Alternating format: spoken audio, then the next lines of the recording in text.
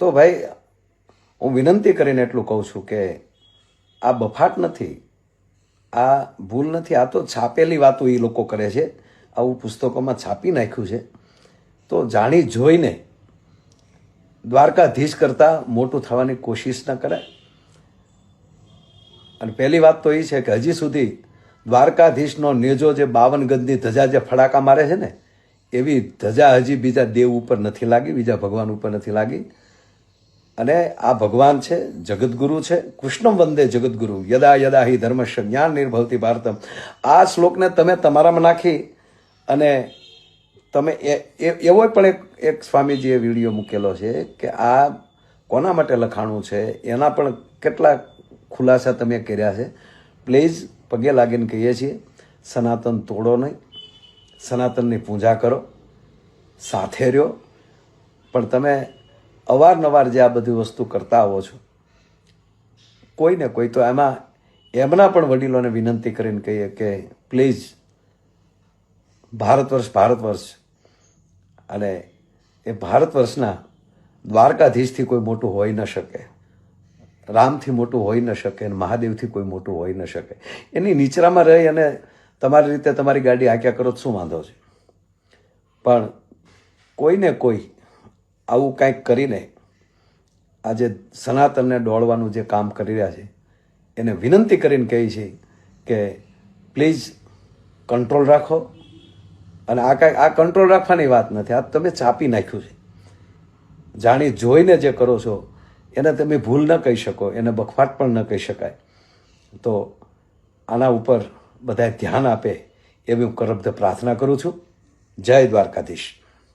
જો દ્વારકાધીશ છે ને એ સંઘર્ષ કરીને અવતાર છે, તો આ બધું મને એમ લાગે છે કે આ બધું હવે દ્વારકાધીશ વિશે જો કોઈ બોલતું હોય તો મને લાગે છે એના છે ને લગભગ દિવસો પૂરો થવા આવ્યા લાગે.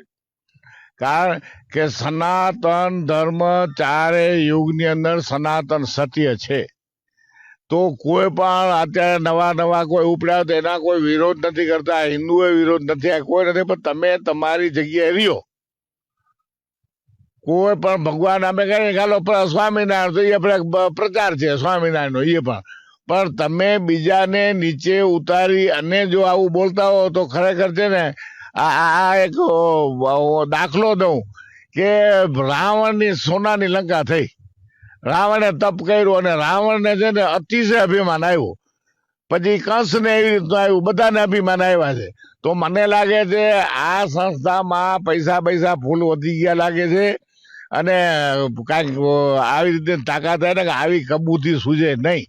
ને ખરેખર સ્વામિનારાયણમાં બધા એવા ન હોય જે મને સાંભળતા હો, એ તમે પણ છે ને આવા જેને ધર્મ વિશે ખબર નથી, સનાતન વિશે ખબર નથી, આવા તમારામાં હોય તો એને સમજાવો કે ભાઈ આ છે ને આ રહેવા દો.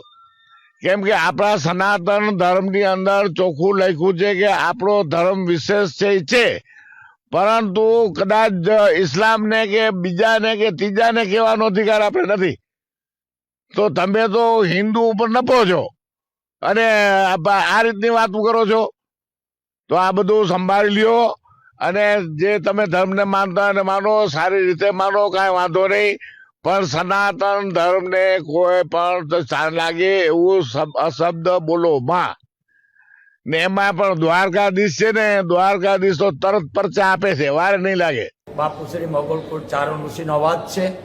કારણ કે હવે અમારે સંતો આગળ આવવાનું, સમાજ તો છે જ, પણ આ વિડીયો એટલા માટે દઉં છું કે આજે આપણા સનાતન ધર્મને જે ધક્કો લગાવડે આને હું આતંકવાદી કહું છું. કારણ કે અખિલ બ્રહ્માંડના માલિકથી મોટો કોઈ છે જ નહીં. અને જેને ગુણગાન ગાયા છે નેતિ કીધું. અને આજકાલની અને જેને કહેવાય કે એસેમ્બલ કંપની, આને કંપની કહું છું. એસેમ્બલ કંપની હરામનું ખાય જેમ આવે એમ બફાટ કરે છે, લખવા માંડ્યા. શું એના ઘરનો ધંધો છે, કાયદો છે, અને કોઈ કહેવાવાળું નથી. કારણ બાપુએ આદેશ કરી દીધો છે મા મોગલની કૃપાથી. અને તમામ સાધુ સંતોને કહેવાય ગયું છે કે બાપ તમે હવે અનુષ્ઠાન માટે બેસી જાઓ.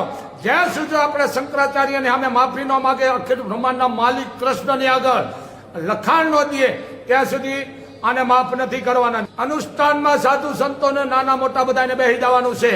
એમ હું તમારો ભેળો છું અને હું બુધવારનો બેહવાનો છું. કારણ જરૂર પડશે તો ધર્મ માટે બાપુ ખપી જવા તૈયાર છે. કારણ કે અમારા હાથમાં બે વસ્તુ છે. તમને અમે સુધારાના બે શબ્દો આપી અને લડાઈ કરી તો પણ અમે તરવાર પણ ઉપાડી જાણી એ તાકાત છે. કારણ કે અમારી માએ ખુદે યુદ્ધ કર્યું ધર્મ માટે. એમ આ એક બાપુનો આદેશ છે 18 વર્ષને કે પોતાની નાની લીટી મોટી કરવા બેઠા હરામનું ખાઈ ગયા ને પૈસા દેવાનું બંધ કરો. આ કરોડો રૂપિયાના મંદિર મેનેજમેન્ટ જેમ આવે બફાટ કરે છે. કારણ ईश्वरથી મોટો दुनिया में कोई नहीं। गुजरात और द्वारका से यह सूचना प्राप्त हुई है पत्रकारों के द्वारा कि पुनः स्वामी नारायण संप्रदाय के साहित्य में भगवान द्वारकाधीश श्री कृष्ण के लिए यह कहा गया है कि द्वारका में श्री कृष्ण भगवान नहीं है, बड़ताल में है, इसलिए किसी को द्वारका जाने की आवश्यकता नहीं है। यह वक्तव्य बहुत ही दुर्भाग्यपूर्ण है। जिन्होंने भी यह लिखा है और कहा है वो अल्पज्ञ हैं। भगवान की व्यापकता का उन्हें ध्यान नहीं है। अगर वो बड़ताल में हैं तो द्वारका में नहीं होंगे, ये उन्होंने कैसे मान लिया। भगवान श्री कृष्ण विष्णु भगवान के अवतार हैं जो आदि अनादि हैं। भगवान श्री कृष्ण को ही 5500 वर्ष व्यतीत हो चुके हैं। स्वामी नारायण संप्रदाय वालों को मात्र 200-250 वर्ष हुए हैं। जो सहजानंद जी महाराज थे उनका आविर्भाव काल उठा करके देख लें तो उनके पहले कौन था। उनके पहले जो था वो सनातन था। सनातन के परमात्मा भगवान श्री कृष्ण थे और वो राजाधिराज द्वारकाधीश के नाम से जिनकी प्रसिद्धि, जहां 52 गज की ध्वजा का ध्वजारोहण किया जाता है। जब भगवान द्वारका पधारे और मूल द्वारका समुद्र में समाहित हुई तो भगवान द्वारकाधीश के पुत्र प्रद्युम्न के पुत्र अनिरुद्ध के पुत्र वज्रनाभ ने भगवान द्वारकाधीश के इस मंदिर का निर्माण किया। ये आदि अनादि परंपराएं हैं। इस तरह से आप अपने स्वामी नारायण महाराज की प्रसिद्धि करने का जो प्रयास कर रहे हैं, यह उपाय आपका ठीक नहीं है। इसमें सिद्धांत की बात करनी चाहिए और सिद्धांत यह है कि हम सब सनातन धर्मावलंबी हैं। सनातन उसे कहते हैं जो शाश्वत हुआ करता है। जय द्वारकाधीश। हमણાં ઘણા સમયથી જે વિવાદ ચાલે છે ભગવાન દ્વારકાધીશ વિશેની જે ક્લિપો બાબતનો જે વિવાદ ચાલે છે, ગુગળીઓ વિશેની વાત કરી અને જે વિવાદ ચાલે છે, તો મારા જાણ પ્રમાણે અમારા સંપ્રદાયની અંદર મૂળ સંપ્રદાયમાં એક મિટિંગનું આયોજન થયું છે। વડીલ મોટેરા સંતો બધા ભેગા થઈ અને એવો નિર્ણય કર્યો છે કે પૂર્વે જે કોઈ પણ આ પ્રકારના વિડીયાઓ થયા છે એના ઉપર કંઈક એક્શન લેવી અને ભવિષ્યમાં જો કોઈ પણ હવે આવી ભૂલ કરે તો એના ઉપર નક્કોર પગલાં લેવા, એ બાબતની એક ચર્ચા થઈ છે। બીજી વાત, પૂર્વે કોઈ અમારા સંતો દ્વારા જ, સ્વામિનારાયણ સંપ્રદાયના સાધુ એટલે અમારા સાધુ, તો આ સાધુઓ દ્વારા ભગવાન દ્વારકાધીશ વિશે જે કંઈ પણ કંઈ કહેવામાં આવ્યું છે તો સ્વામિનારાયણના સાધુ તરીકે ભગવાન દ્વારકાધીશનો જે કાંઈ પણ દ્રોહ થયો છે તો હું ભગવાન દ્વારકાધીશના શ્રી ચરણોમાં સ્વામિનારાયણ સંપ્રદાય વતી કરબદ્ધ પ્રાર્થના કરીશ। ભગવાન દ્વારકાધીશ બહુ દયાળુ છે। સાથે સાથે ગુગળી બ્રાહ્મણ વિશે પણ જે કંઈ પણ કહેવામાં આવ્યું છે તો પૂર્વે ઘણી જગ્યાએ હું ગુગળી બ્રાહ્મણ જ્ઞાતિના સમૂહ લગ્ન હતા તો એમાં પણ મેં આ વાત કરી હતી। અમારા દ્વારકાના ગુગળી બ્રાહ્મણ એટલે કેવા, તો કોઈ યાત્રુઓ આવે તો યાત્રુઓને બહુ આનંદથી દર્શન કરાવે, ભોજન કરાવે અને પછી એ યાત્રુ જતો હોય ને એની પાસે કદાચ ધન રાશિ ન હોય તો અમારા દ્વારકાના ગુગળી બ્રાહ્મણો સામેથી એને ભાડા ભથ્થું પણ આપે છે। આવા અમારા ગુગળી બ્રાહ્મણો છે, એમના વિશે પણ જે કંઈ પણ કહેવામાં આવ્યું છે તો હું ગુગળી બ્રાહ્મણ જ્ઞાતિ સાથે સાથે અન્ય ભગવાન દ્વારકાધીશથી લઈ અને બીજા જે કંઈ પણ કોઈની પણ લાગણી દુભાણી હોય તો સ્વામિનારાયણના સાધુ તરીકે ભગવાન દ્વારકાધીશના શ્રી ચરણોમાં ઘરની વાત કરતા હોય તો આજે બધાએ સમજવું પડશે। જેટલું આપણે શ્રીજી મહારાજના મત અનુસારથી વિપરીત વર્તીએ છીએ ને એટલું આપણને ક્લેશ થાય છે. શ્રીજી મહારાજ આપણને એકાદશ નિયમ કીધા, નિંદત નહીં કોઈ દેવ કો. હવે આપણને ખંજવાળવું પડે ને આપણે રોજ કોઈ દેવી દેવતાની નિંદા કરીએ તો ક્લેશ થાય. એ બાતના બધા સાક્ષી છે. માટે બધાએ બહુ માપે માપે વર્તવું જોવે. આ જીવનનો કોઈ નિર્ધાર નથી, ગમે ત્યારે દેહ પડી જાય એમ છે. માટે ભલા થઈ જેમ આપણને આપણા સંપ્રદાયની, આપણા ઈષ્ટદેવની, આપણા પરમહંસોની ખુમારી હોય ને, એમ અન્ય ધર્મો પરત્વેની પણ ખુમારી એટલે દ્રઢતા એના ભક્તોને હોય, એની પણ સભાનતાપૂર્વક આપણે સમતા રાખવી પડશે. કારણ કે સ્વામિનારાયણે એવું નથી શીખવાડ્યું આપણને.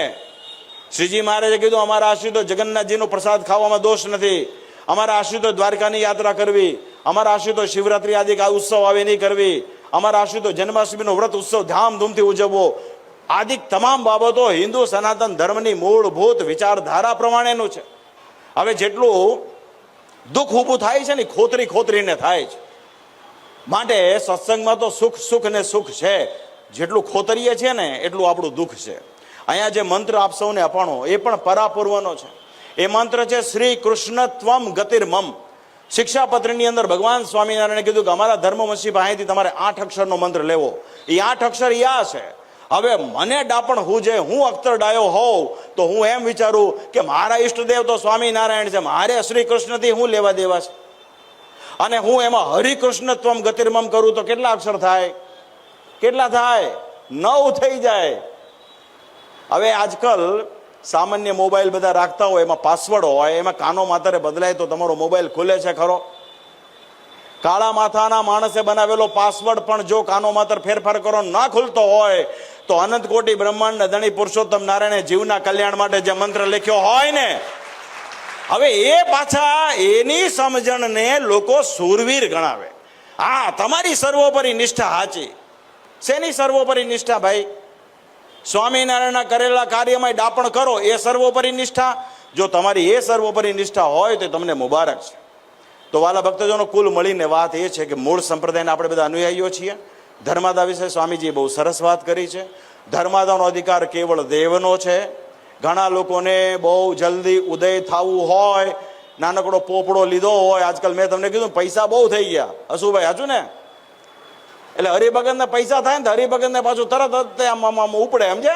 હાલો હાલો સ્વામી, હાલો હાલો આપણે અહીંયા જગ્યા લઈએ, મંદિર કરી નાખીએ. એટલે સ્વામીને તો એ જોતું હોય ને, હરિભગતને જોતું હોય, હરિભગતને ઇન્વેસ્ટ કરવું હોય, મંદિર કરવાનું, પ્રાઇવેટ કરવાનું. જય જય જય જય સ્વામિનારાયણ, ઘનશ્યામ મહારાજ પધરાઈ દેવાના, સર્વોપરી સર્વોપરી, એ જાકમ જોળ. પછી વાંય ભલે જે પદ્ધતિ શરૂ થાય. તો વાત એ છે કે ભાઈ સાહેબ, જેટલું સંપ્રદાયની રીત પ્રમાણે થશે ને એમાં જ ભગવાન રાજી થશે.